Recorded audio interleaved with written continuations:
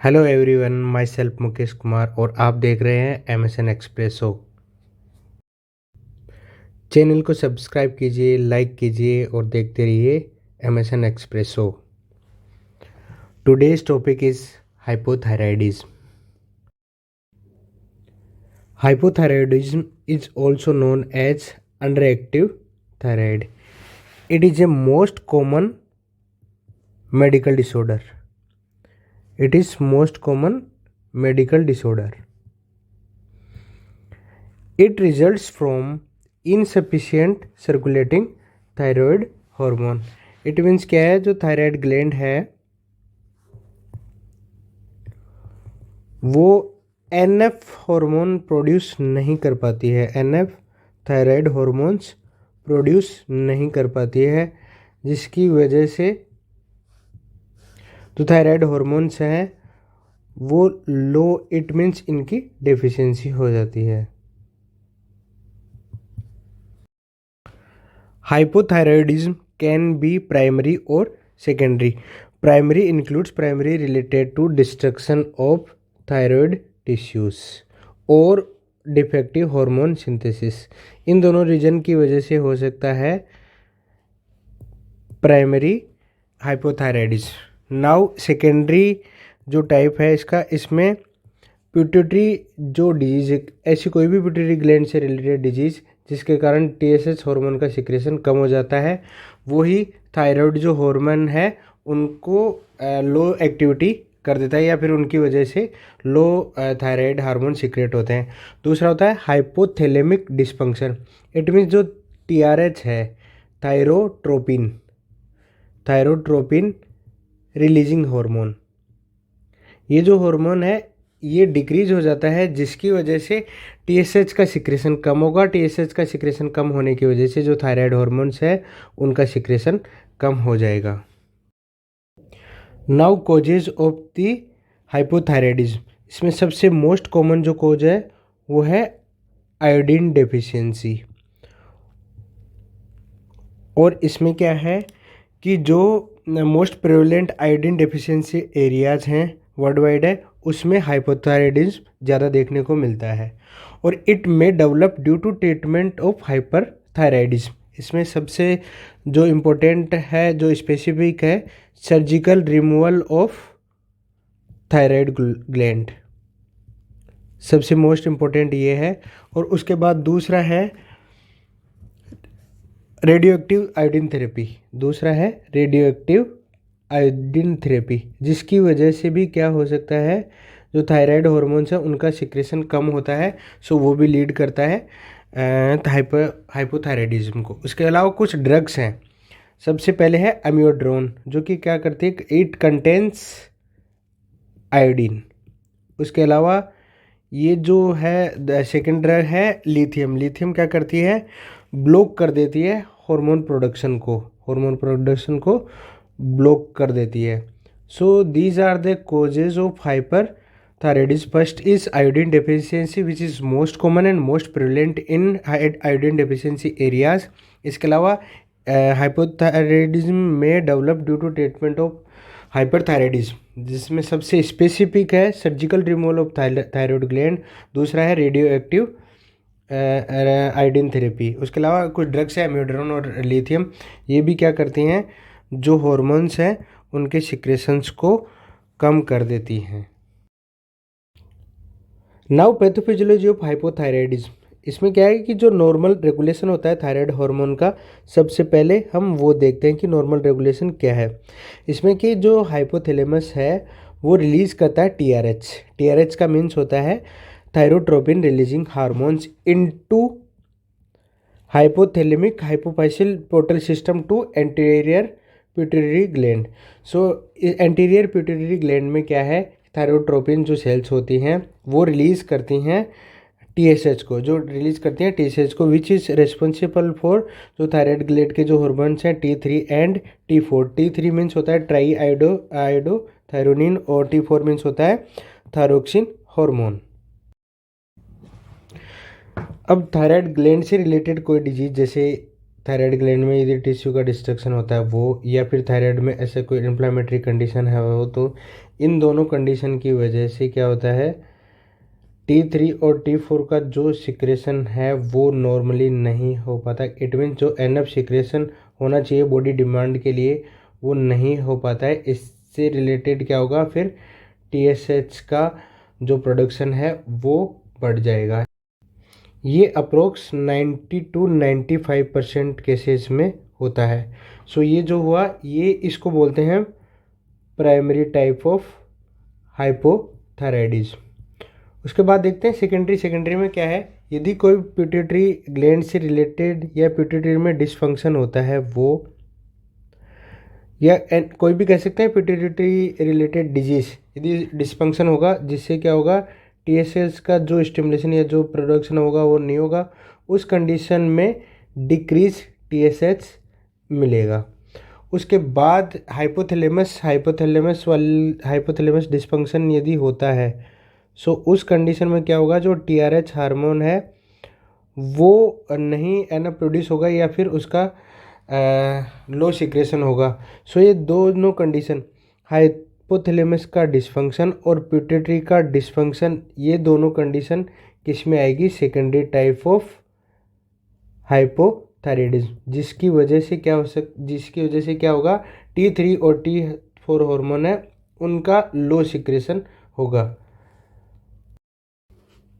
Manifestation depend करते हैं severity and duration of thyroid deficiency. और ये जो सिम्टम्स एंड सिम्टम्स का ये जो प्रेजेंटेशन है, can vary from no symptoms to classic symptoms of hypothyroidism, ये वेरी करते हैं। इसके बाद इसके सिस्टमिक इफेक्ट है। सिस्टमिक जो इफेक्ट है वो हम मोस्टली देखते हैं GI में, रेस्पिरेटरी में, कार्डियो और इंटीग्यूमेंट्री सिस्टम में। सबसे पहले हम देखते हैं GI सिस्टम में क्या क्या चेंजेस आते हैं। GI में मैनिफेस्टेशन बेसिस पे डिक्रीज्ड एपेटाइट, सबसे पहला सिम्टम होता है डिक्रीज्ड एपेटाइट। उसके साथ साथ नोजिया, वोमिटिंग, वेट गेन सबसे important and classic sign symptoms of hypothyroidism. उसके साथ कॉन्स्टिपेशन, एब्डोमिनल डिस्टेंस भी प्रेजेंट रहती है। उसके बाद बात करते हैं हम रेस्पिरेटरी सिस्टम में क्या क्या इफेक्ट होंगे हाइपोथायराइडिज्म से। इसमें सबसे पहला है डिस्निया, डिफिकल्टी इन ब्रीथिंग और डिक्रीज्ड ब्रीथिंग कैपेसिटी, ये देखने को मिलेगी रेस्पिरेटरी सिस्टम में। उसके बाद हम मूव करते हैं कार्डियोवैस्कुलर सिस्टम में। कार्डियोवैस्कुलर में सिस्टम में ये जो हार्ट रेट और जो फोर्स ऑफ कॉन्ट्रैक्शन है ये भी डिक्रीज्ड हो जाएंगे। इट मीन्स क्या है कि मोस्टली जो बॉडी प्रोसेस है, मेटाबॉलिज्म है, उसको स्लो कर देते हैं। उसके साथ साथ जो BP चेंजेज हैं वो हमें मिलेंगे। उसके साथ साथ कार्डियक हाइपोट्रोफी और एनीमिया, ये सारे चेंजेज किस में मिलेंगे, कार्डियोवैस्कुलर में। इसमें हार्ट रेट डिक्रीज मिलेगा और फोर्स ऑफ कॉन्ट्रैक्शन, जिसकी वजह से कार्डियक हाइपोट्रोफी और BP चेंजेज और एनीमिया मिलेंगे। उसके बाद इंटीग्यूमेंट्री सिस्टम में क्या है, dry, thick, in elastic, cold skin मिलेगी सबसे पहले। उसके बाद में थिक एंड ब्रिटल नेल्स, उसके साथ पफीनेस ऑफ फेस, उसके साथ साथ डिक्रीज स्वेटिंग, पेलर और dry hair. These are the symptoms और integumentary system related to hypothyroidism.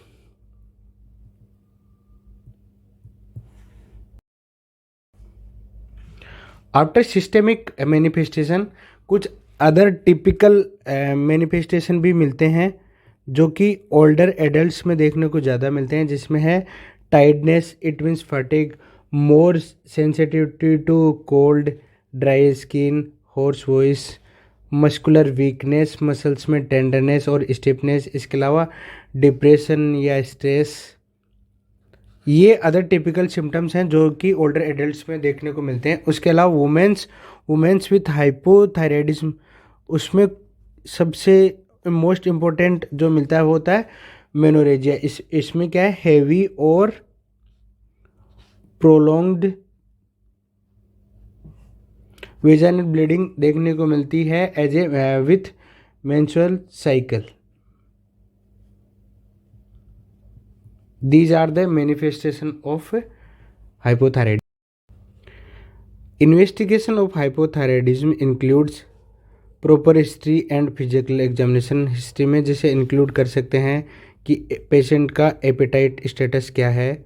उसके अलावा फिजिकल एग्जामिनेशन में जैसे ड्राई स्किन पेशेंट को रहती है और उसके साथ साथ जैसे पेशेंट को स्वेटिंग भी कम आती है। ऐसे सारे सिम्टम्स की हिस्ट्री और फिजिकल एग्जामिनेशन। उसके साथ साथ जैसे हार्ट रेट वैल्यूज़ है, हार्ट रेट का मेजरमेंट करेंगे तो लो आती है ये। इसके साथ साथ फिजिकल हिस्ट्री और फिजिकल एग्जामिनेशन करते हैं। उसके बाद नेक्स्ट जो इन्वेस्टिगेशन होता है लैब टेस्ट, उसमें TSH वैल्यू मेज़र करते हैं। यदि TSH का लेवल जो है यदि हाई आता है, TSH का लेवल यदि हाई आता है हम ये कह सकते हैं कि थायराइड ग्लैंड में ही कोई डिस्फंक्शन है। थायराइड डिस्फंक्शन है, उस कंडीशन में क्या आ रहा है, TSH का लेवल बढ़ा हुआ आ रहा है। उसके अलावा यदि TSH का लेवल लो आता है, इट मीन्स क्या कह सकते हैं हम, कोई पिट्यूटरी ग्लैंड में कोई डिसऑर्डर है या डिस्फंक्शन है वो, या फिर हाइपोथैलेमस में यदि कोई डिस्फंक्शन है उस कंडीशन में जो TSH लेवल है वो कम आएगा। उसके साथ साथ सीरम T3 और T4 लेवल है जो कि लो मिलेंगे। उसके साथ साथ TRH स्टिमुलेशन टेस्ट, इसमें क्या होता है, TRH का इंजेक्शन दिया जाता है। यदि इंक्रीज इन TSH यदि होता है तो हम ये कह सकते हैं हाइपोथैलेमिक डिस्फंक्शन है। और उसके साथ साथ यदि कोई नो चेंज आता है ये कह सकते हैं कि पिट्यूटरी एंटीरियर पिट्यूटरी ग्लैंड में कोई डिस्फंक्शन है। इसके अलावा कुछ अदर इन्वेस्टिगेशन भी हैं जो जैसे ट्राइग्लिसराइड और कोलेस्ट्रॉल लेवल है वो बढ़े हुए आते हैं, या फिर एनीमिया यदि मिलता है हम कह सकते हैं पेशेंट को हाइपोथायराइडिज्म हो सकता है। नाउ ट्रीटमेंट ऑफ हाइपोथायराइडिज्म, इसमें सबसे इम्पोर्टेंट जो है थायराइड जो हार्मोन है उसको replacement, it means thyroid hormone replacement therapy. इसमें सबसे मेन एग्जांपल जो है लियोथायरोक्सिन टेबलेट प्रेस्क्राइब की जाती है। उसकी डोजेज जो हैं वो एडजस्ट की जाती है एज पर या according to patient response, as per patient response and जो लैब फाइंडिंग से जो लैब वैल्यू आएंगी उसके अकॉर्डिंग डोजेज कैलकुलेट करके दी जाती है पेशेंट को। उसके साथ साथ दूसरी ड्रग्स है लायोट्रिक्स। लायोट्रिक्स में क्या है, लियोट्रिक्स में क्या है, ये एक सिंथेटिक मिक्स होता है लियोथायरोक्सिन T4 और लियोथायरोनिन T3 का सिंथेटिक मिक्स होता है। It has faster action with a peak of 2 to 3 days as opposed to liothyroxine with has peak of 1 to 3 weeks। और it may be used, liotrix may be use acute hypothyroidism. Management में सबसे important है जो हमने thyroid replacement therapy patient के लिए चलाई की है एज ए लियोथायरोक्सिन टेबलेट यूज़ करके। Monitoring of the thyroid hormones levels वो इम्पोर्टेंट है जिसको किया जाता है 4 to 6 वीक के इंटरवल पर।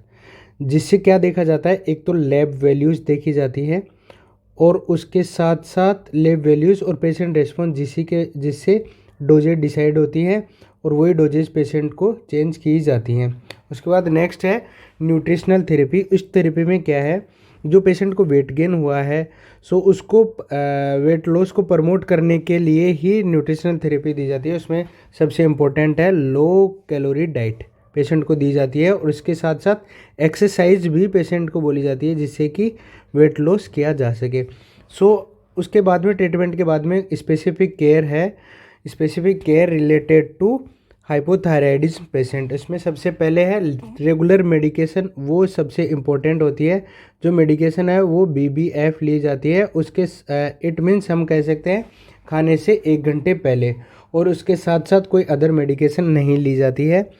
रेगुलर मेडिकेशन इम्पोर्टेंट है। उसके साथ life long thyroid hormone replacement भी रिक्वायर्ड होता है, क्योंकि यदि किसी पेशेंट को एंटी TPO टेस्ट यदि पॉजिटिव आता है उस कंडीशन में पेशेंट को life long therapy, it means anti TPO it means antibodies या फिर auto immune disorder of the thyroid gland, यदि ये आता है तो पेशेंट को life long thyroid hormone replacement therapy भी दी जाती है। उसके बाद इन patient without side effect dosages is increase at 4 to 6 week interval.